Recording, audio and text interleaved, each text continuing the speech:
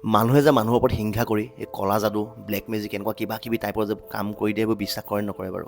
আজি যোনটো কাহিনী পঠিয়াইছে মানে আপোনাৰ পৰিস্মিতা সোণোৱাল নামৰ ভণ্টিজনীয়ে, সিহঁতৰ পৰিয়ালৰ মানুহ 4টা, মাক, বাপেক, বায়েক আৰু তাই।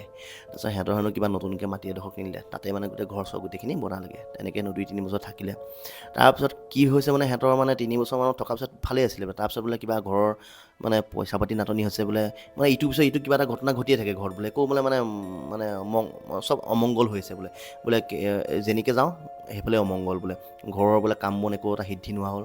তাৰপিছত এদিন কি হ'ল, তেনেকৈ বাপেক গৈ পেলাই বেজৰ মাতি আনিলে। তাৰপিছত বেজে মাতি আনি পেলাই গোটেই ঘৰ চৰ চাই দিছে, চাই দিয়াৰ পিছত বেজে কৈছে যে আপোনালোকক বোলে কোনোবাই কিবা কৰি থৈছে। তাৰপিছত বেজে হেনো কিবা প্ৰসাদ চসাদ মানে বেজালি কৰি দিছে খাবলৈ।